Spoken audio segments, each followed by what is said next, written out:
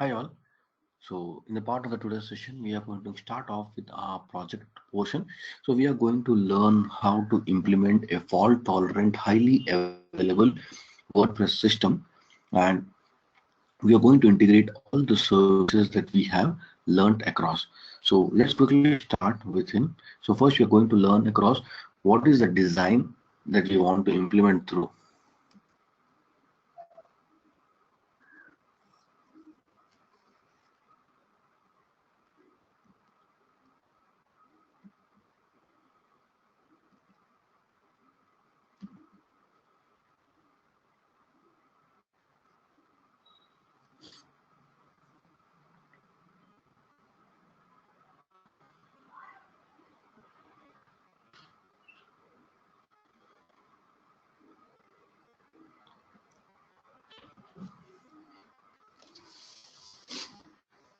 So this is the kind of project that we are going to implement through a fault tolerant, highly available WordPress website.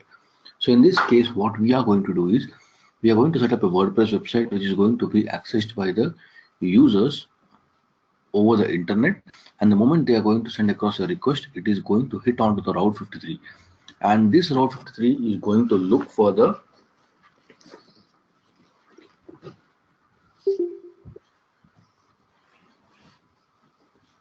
load balancer, because this load balancer will be mapped across the EC2 instances with the help of auto scaling group, right? So, and this EC2 instances are actually talking to the multi-AZ database, so that even though one of them goes down, it will be still accessible from the other one. And I am trying to take a backup of this website in the S3 buckets, and I'm also taking the images in one of the buckets. So I have two buckets here. One is for the backup of the code, second is for the media assets. So the media assets are something that I'm going to use CloudFront URL to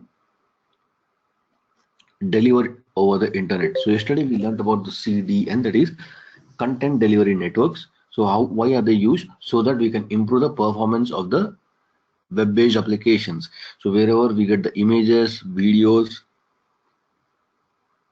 or any kind of content which is very heavy to load and takes a lot of time, so that we are going to actually deliver it via CloudFront, so that automatically the things are cached onto the nearest edge location, and from there those things are delivered, right? So only the images and the other web media content will be delivered via CloudFront. Rest of the things we are going to send it across from the ELB, which is going to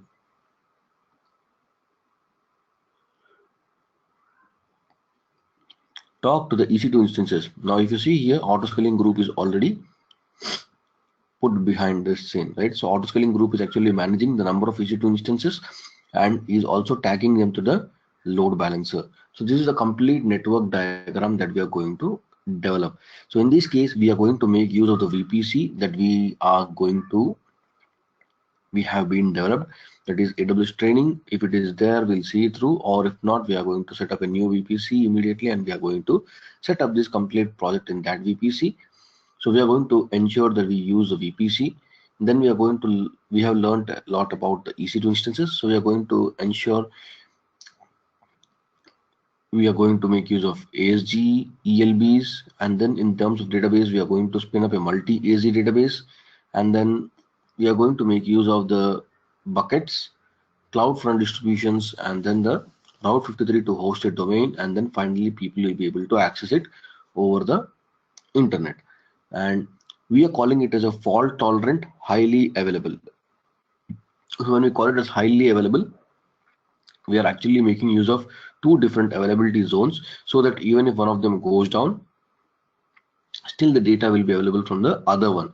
So we call it as highly available architecture, and we are calling it as fault tolerant because auto scaling groups are going to ensure that if the load increases on any one of the system, it is going to go ahead and add one more EC2 instance into the picture here, and it will automatically sustain if there is any problem with the instances.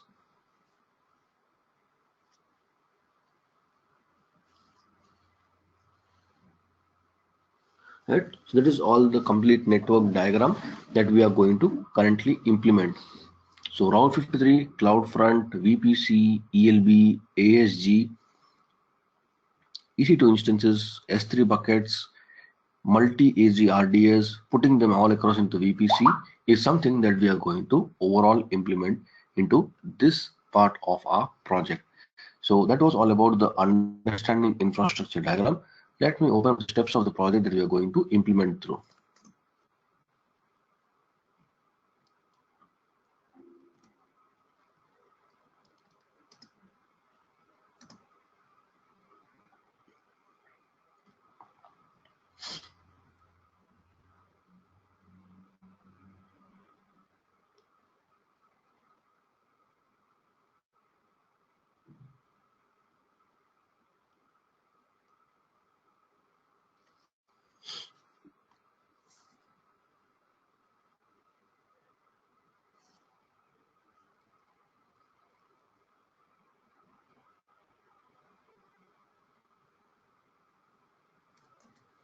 Okay, so first thing I'm going to check out is whether the VPC is available or not. If not, we are going to quickly make one.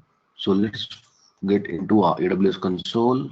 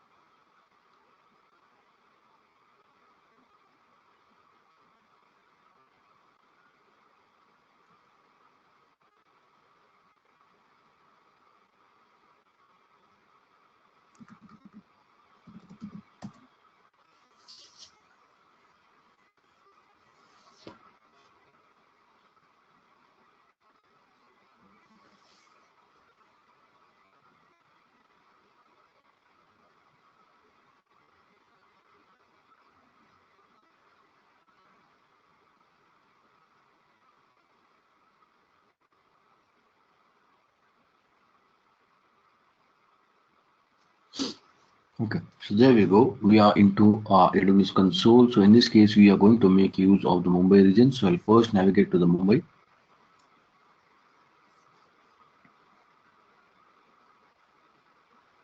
So the region is set. So I'm going to open up a few of the services. The first we are going to open up is the VPC to check out if there is our VPC or not.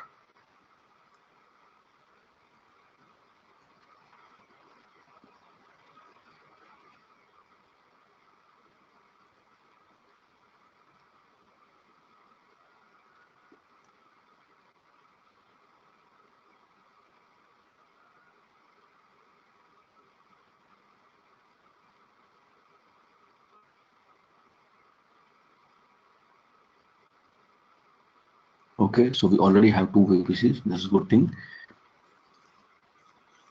So with the name AWS training, which has got a setter block range of 10.0.0.0/16, let's verify the number of subnets we have. We are going to make 4 subnets, 2 for public facing and 2 for private facing. And since we are saying that it's going to be highly available system, so we are going to ensure that the subnets are part of 2 different availability zones. So let's come down to subnets. So we have 4 subnets: 10.0 to 1.0, 3.0, 2.0, and 4.0. Let me arrange it out. Yeah. So 1.0, 2.0, 3.0, and 4.0. So 1.0 is part of South 1A.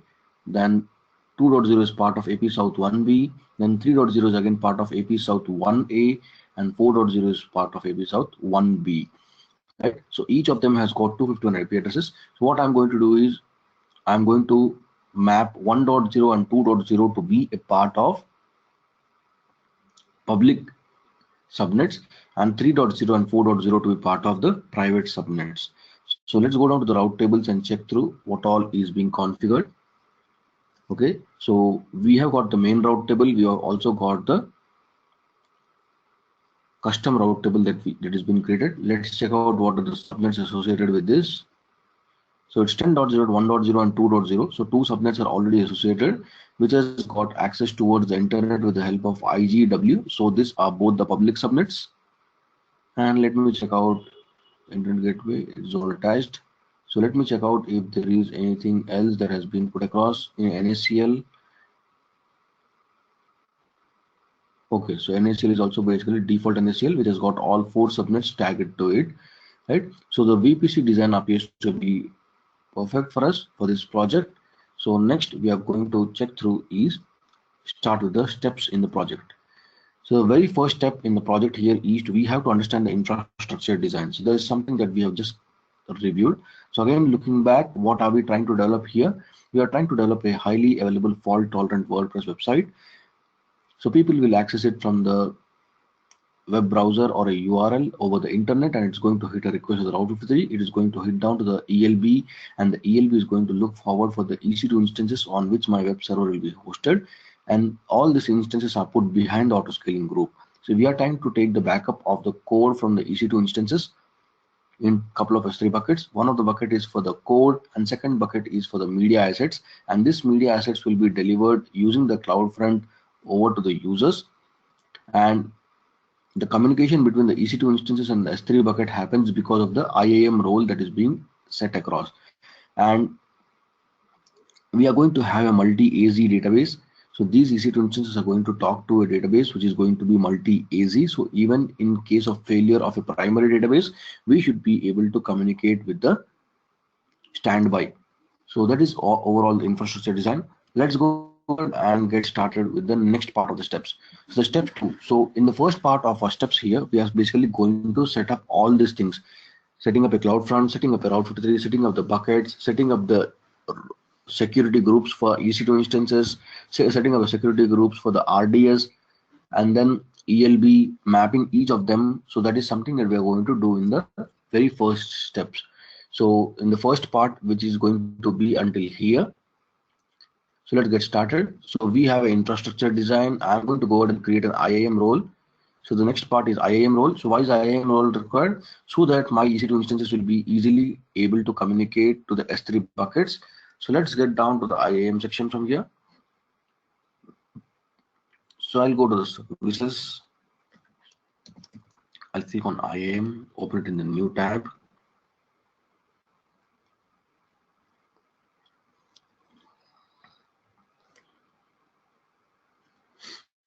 There you go. IAM services are loading.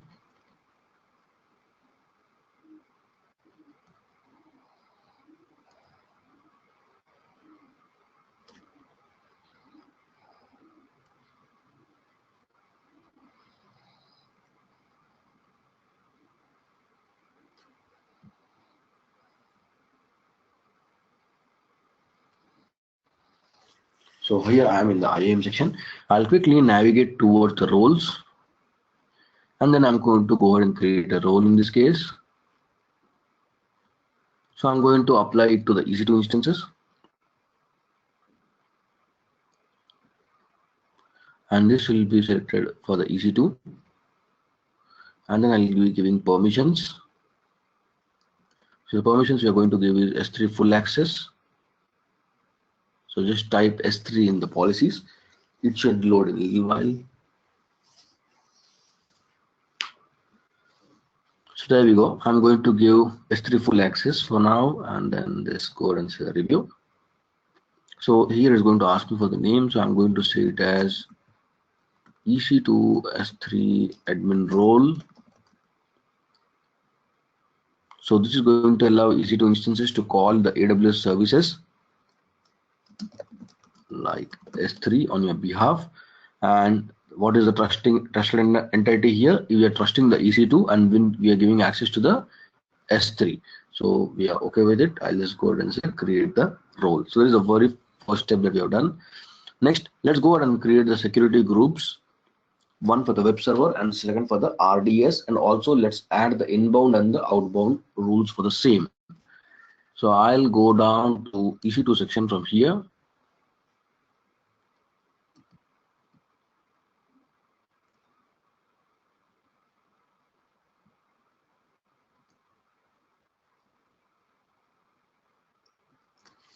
So quickly navigating towards the EC2, which is yet loading. So I'm going to go ahead open the security groups.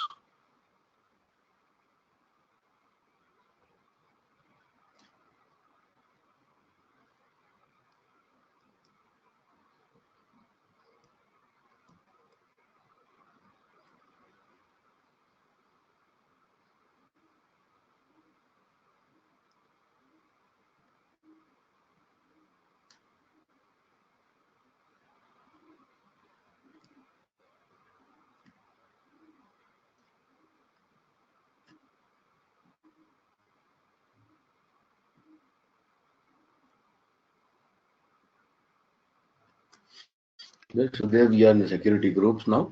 So we are going to quickly go ahead and create a security group, but first we need to ensure that we are creating it in the appropriate VPC where we are going to do the complete project. So just let's get verified with the VPC ID, that is with VPC-1AC, right? So let's go ahead and check. This is here VPC-1AC. So I just have a default VPC security group and SSH SG. So I'm going to go ahead and create a couple of security groups here. One would be web server.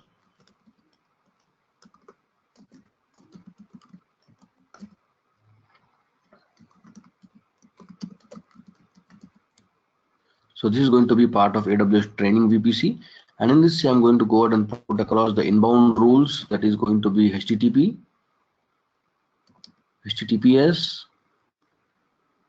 and SSH, of course, but SSH will be only tagged to my IP address. So I'll be able to log in inside the EC2 instances and no one else, right? Because I'm going to manage the complete system from here. So I'm just going to give access to myself, to my IP address as a part of the security perspective. So I'll just go ahead and say create this.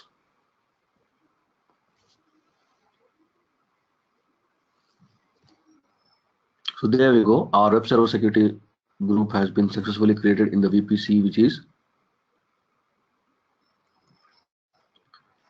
AWS training. And next we are going to create one more security group, that is RDS. So I'll just go ahead and say RDS SG. Again, this is going to be part of AWS training VPC. In the inbound, we are going to open up the port, that is MySQL. That is MySQL Aurora, and the traffic is basically going to come from only the web server. So we have just created a web server security group. So I just need to select that. Just type SG hyphen and you will be able to see the security group that will start appearing here. So SG hyphen 2510 F14E is the one that we just created. I'll just go ahead and verify in some time. I'll just first go ahead and create this. Okay, it says it's an invalid group, maybe it's not existing. Okay, so I'll just go ahead and copy this web server security group and then create the RDS.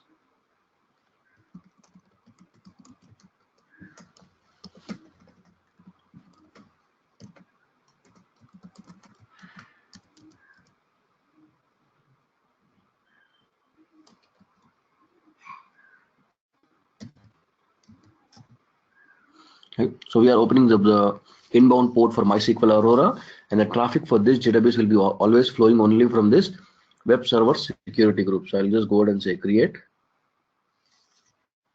So we can just re-verify the security group again. So I'll just click on this, and then now it's showing web server SG, which is with the name SG-D205EBB9, and the same appears here as well.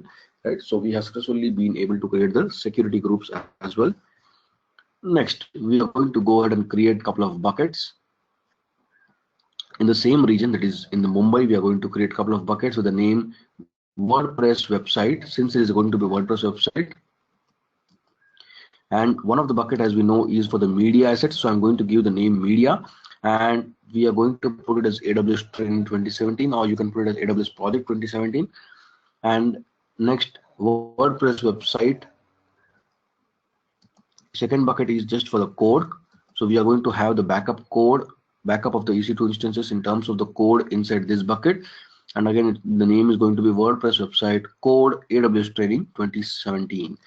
Let's see if these bucket names are available or not.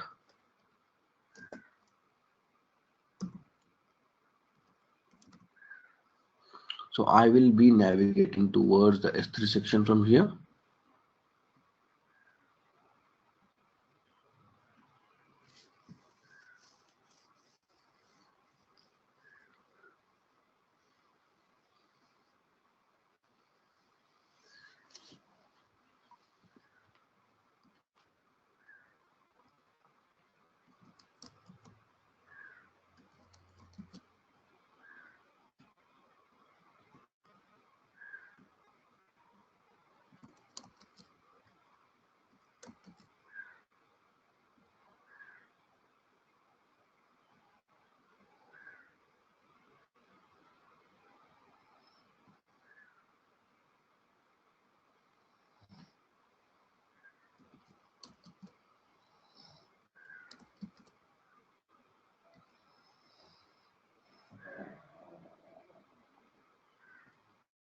So there we go to S3 console here. So currently I just have bucket AWS training 2018. Let's go down and create a new bucket. So I'm just going to make use of the same name in this case, WordPress website media AWS training 2017. Hopefully it should be available. Let's see. And I'm going to use the Asia Pacific Mumbai. So it says it's already existing. So maybe we'll make use of 2019 in this case. So there we go. And now I'm going to go ahead and create it for website code.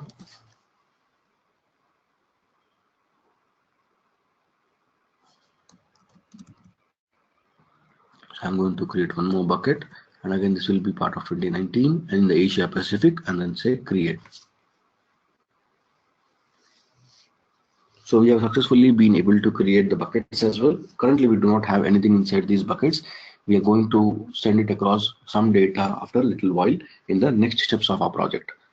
And next we are going to set up the CloudFront distribution, but before that let's verify what all is being done. So we have first created a role so that these EC2 instances will be able to communicate to the S3 buckets. Then we created a security group for our web servers, security groups for our RDS, and just now we created our S3 buckets as well. Next we are going to create a CloudFront distribution. So let's get started with the CloudFront distribution. So as we all know, it does take a lot of time for the CloudFront distributions. So I'll go down to services, click on the CloudFront from here.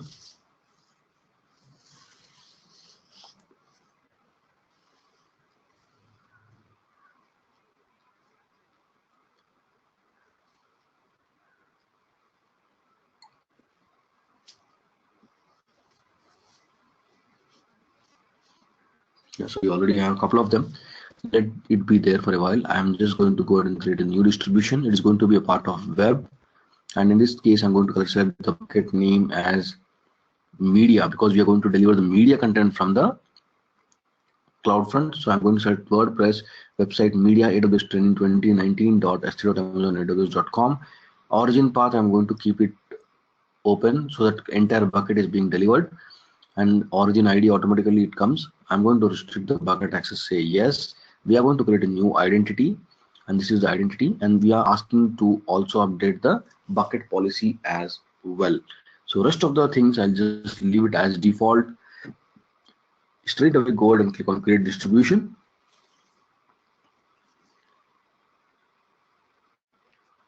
So this distribution, as we all know, is going to take a little while to get started with. So we have created the CloudFront distribution, and we have used the origin as WordPress website media AWS training 2019, in our case the name of the bucket, and we have also updated the settings when we were trying to create one, right? So next is we are going to create RDS with multi-AZ option, right? So we are going to spin up a MySQL database with multi-AZ as the option. So let's quickly get started. In this case, I'll just be navigating towards the next is RDS section of the database.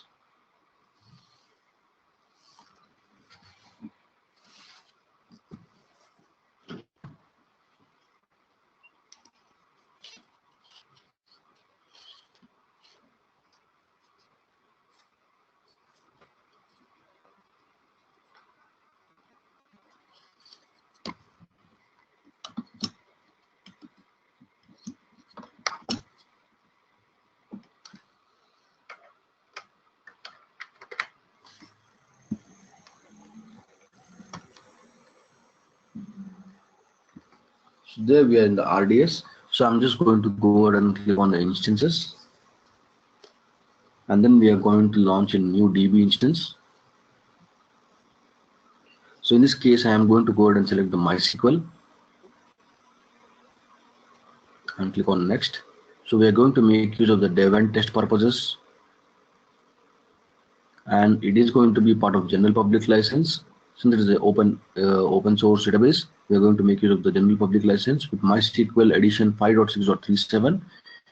And I'm not going to select on free tier because we are going to make use of multi-AZ option in this case. So I'm going to select the lowest one, T2 micro, but this is going to be a multi-AZ. So I'm saying create a replica in different zone. Now before we can actually go and start the database section, there's something more I would like to tell you about. So there is something called as subnet groups.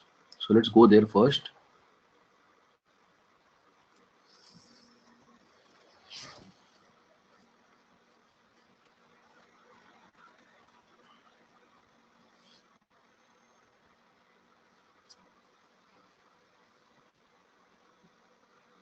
Yeah, so let me check through and just delete this for a while because it is.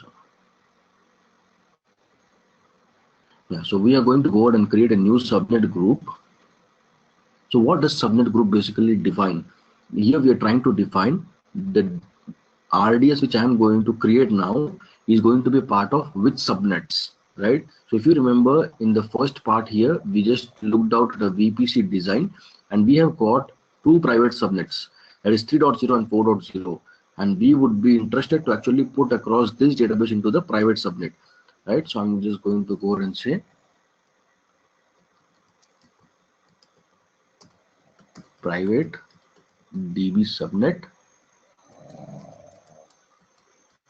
and then we are going to select the VPC. It is basically AWS training in our case. And in this, what are the subnets which are private? So one of them is in AP South 1A with the name 3.0. So I'm going to go ahead and say add. And one of them is in 1B, which is going to be basically 4.0. And I'm saying add. So we have added two subnets, which is 3.0 and 4.0 in this case, which are going to be part of this subnet group. Now, whenever we are going to create a database, we are going to add this database to this subnet group so that it will be always launched in any of these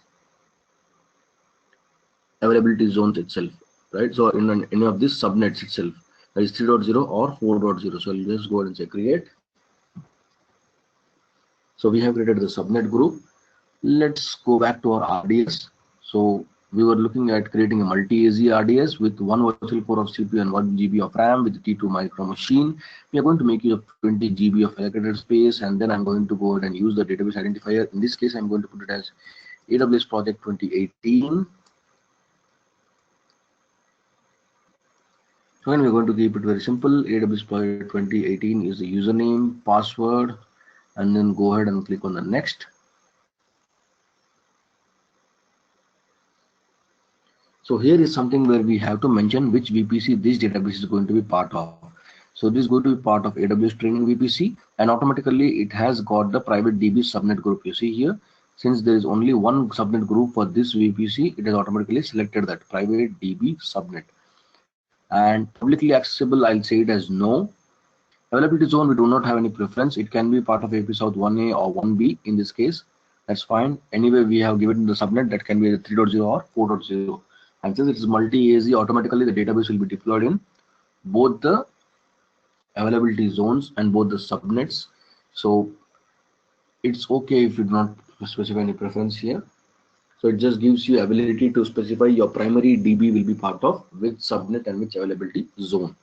And I'm going to select the existing VPC security group. So I'll remove this default one and we'll select the RDS, which we have just created some time back. And the name of database again is going to ask me. So I'll put it as AWS Project 2018. This is going to operate port number 3306. And IMDB authentication, we are going to just disable it for a while. Encryption, as we all know, since we are using the very smaller size, will not be able to get through. And backup, 7 days is fine for us because anyway we are going to complete all the project in next 3 days. So backup should be fine for 3 days, 7 days in this case. Enhanced monitoring, I'm just going to disable it for now. So this is something new that has been just come up, log exports. So you can now actually send the logs specifically based on the basis of what it is to be and then send it to the CloudWatch. So for now, I'll just leave it as default. And maintenance, I'll just keep it as disabled for now, and I'll just go ahead and launch the DB instance.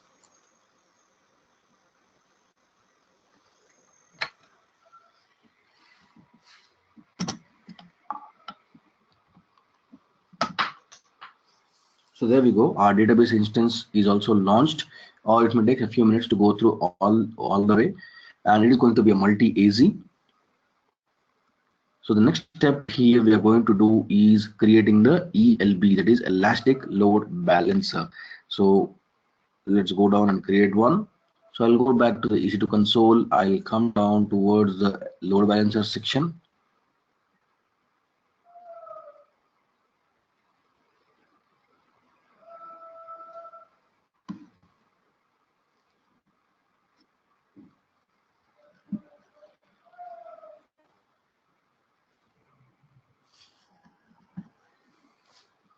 So here I'm going to go ahead and create a load balancer. In this case, we are going to select a classic load balancer.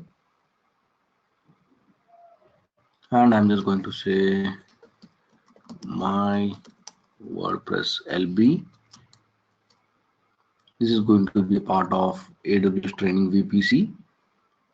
So remember, when you're going to do this project as a part of your VPC, you have to appropriately select each of the resource of the AWS where it is going to be a part of, right? So if you are not selecting it, then you may be not able to connect, you may not be able to connect to the database or maybe to some other things, right? So when you're trying to practice of this project, ensure that wherever appropriately you are getting this option of selecting a VPC, you do select the AWS training, or else the resources will not be able to connect with each other and there will be a errors or the failures you will be seeing through.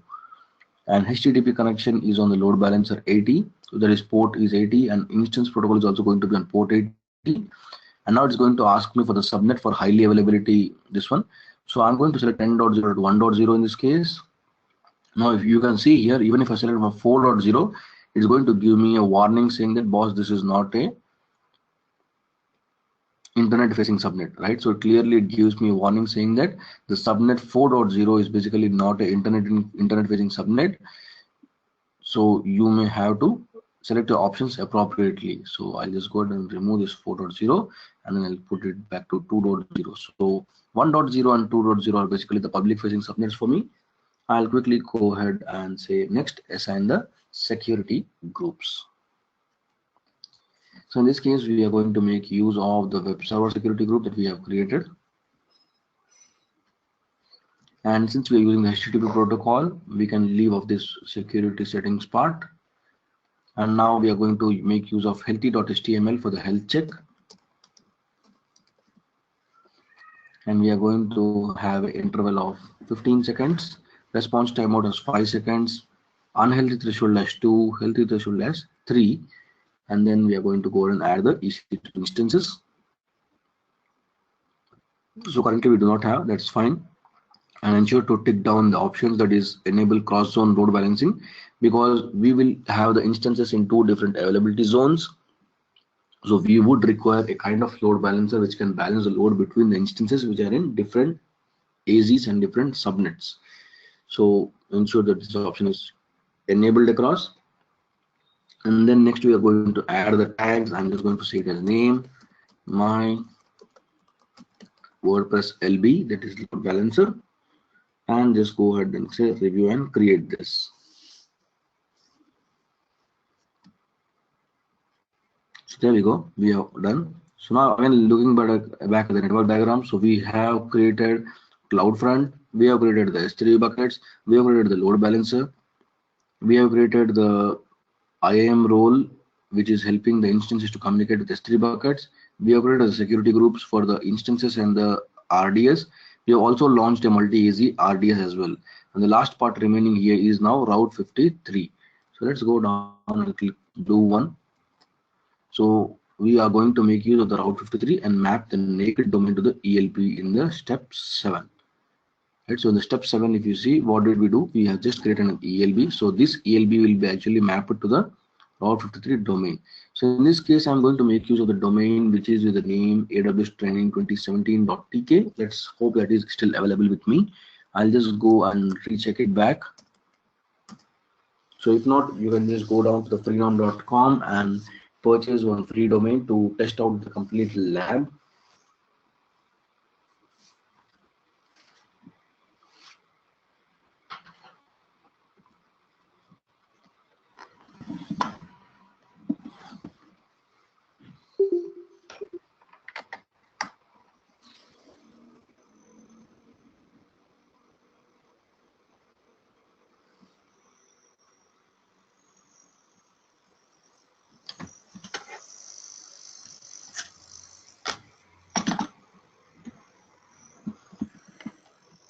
Okay, so I am into the freenom.com. I'll quickly go ahead and sign in using my email IDs.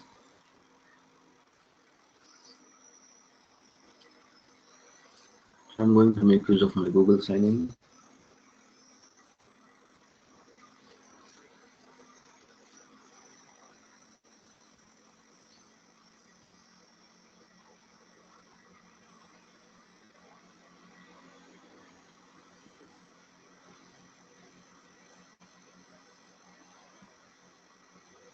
So there we go. I've already logged in. I'll go down to the services. I'll click on my domains. So I already have the AWS stream 2017.tk. That's perfectly fine. Let's go ahead and click on manage domain and check out the name servers configuration.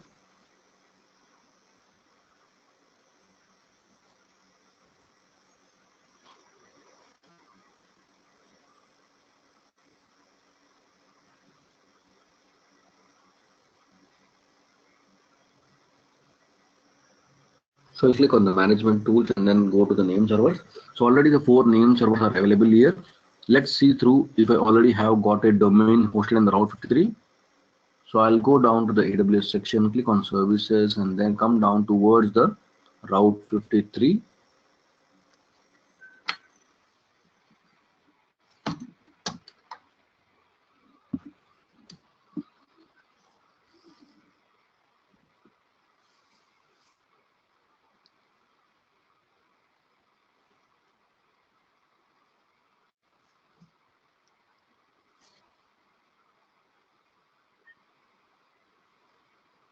So there we go. I already have one of the hosted zones.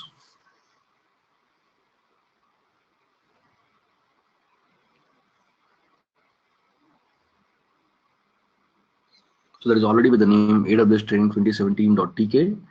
So I'll just go ahead and open it and just recheck what are the name servers available here and there in the freenom.com.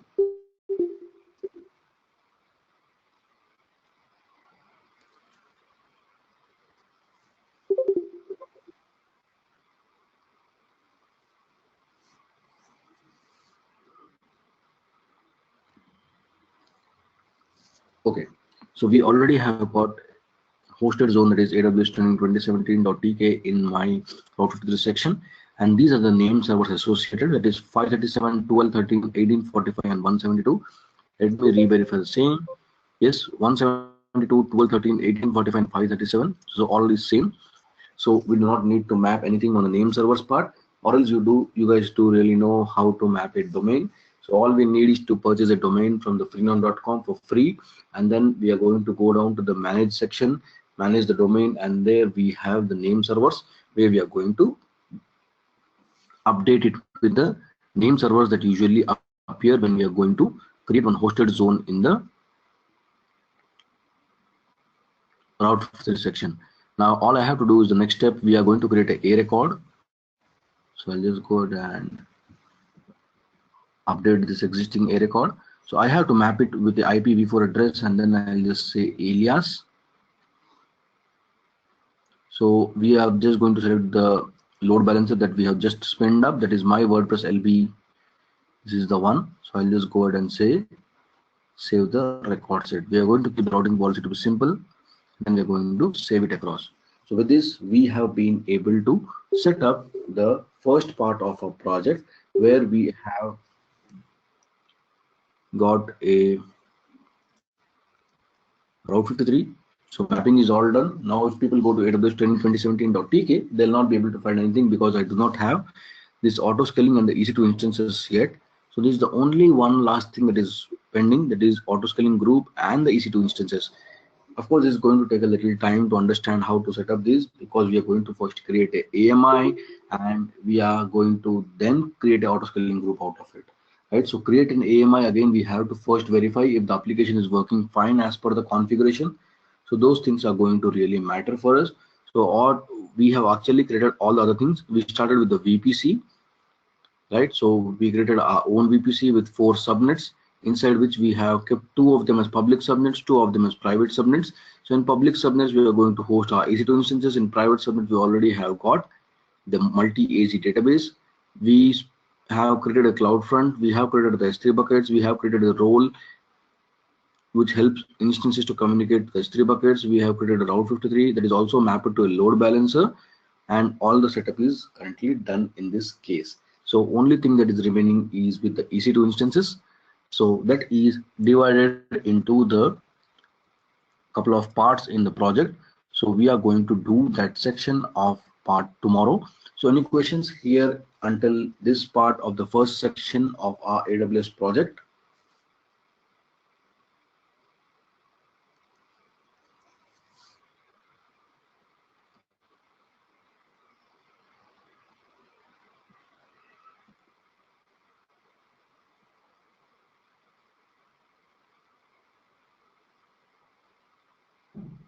Hi, Pawan. Shiva here. Yes, sure. Yeah, for CloudFront, is there any specific moment to create after instance or after VPC? Is this any consistent time period? No, CloudFront doesn't Typically, have any dependency on VPC at this point. We are just relying on the source that is going to be either S3 bucket or a EC2 instance. So we are using S3 bucket in our case. okay.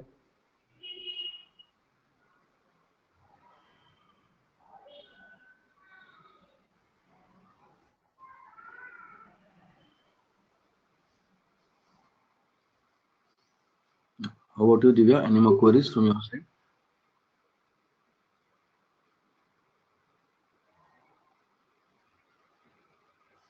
Okay.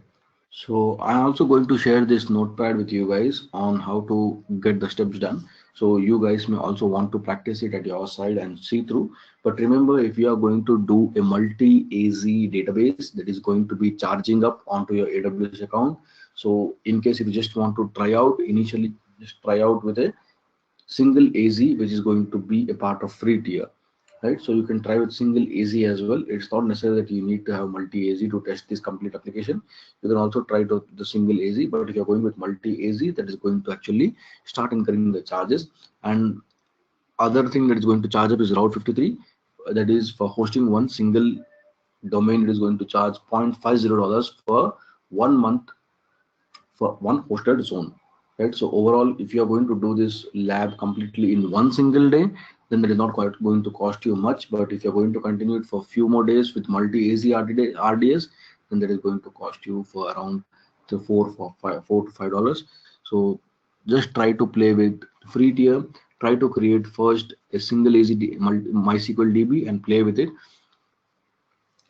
So that is it for today from my side. So here we'll just go ahead and wrap up the session. Pawan, Yeah, sure. yeah. Regards associate exams, can you share any readable documents or like preparation PDFs? Sure. I'll just share up across the material that I Okay. have. And which exam need to be enrolled first? License or any Yeah, that uh, first will be AWS Solutions Architect Associate Architect. architect? Okay. Yeah. AWS Solutions Architect, that is Hmm. associate level. Okay.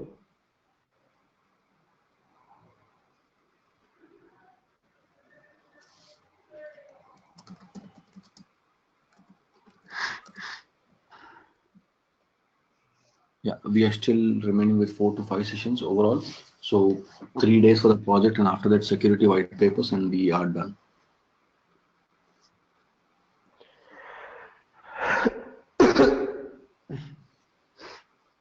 Okay, then any more questions before we wrap up for the day? No problem. Okay. And tomorrow we'll try to start at sharp 7 because I guess the project could take a little longer sometimes. So we'll try to complete it because again at 8 we'll have to start a new batch. I have other batch to go with. So tomorrow at sharp 7 we'll start off for the second part of our project. Second part is little longer where we actually understand about the EC2 instances, how to create AMI with all the configuration, and then we are going to also make some changes so that all the media content is going to get delivered from my CloudFront and not from the actual web server. So those are the couple of things that we are going to look forward in the next 2 sessions. So we'll try to get started at 7 sharp so that we'll be able to complete it on time. So Okay, thanks all. Yeah, thanks all. thank you, Have a Pawan. great day. And we'll meet back tomorrow again.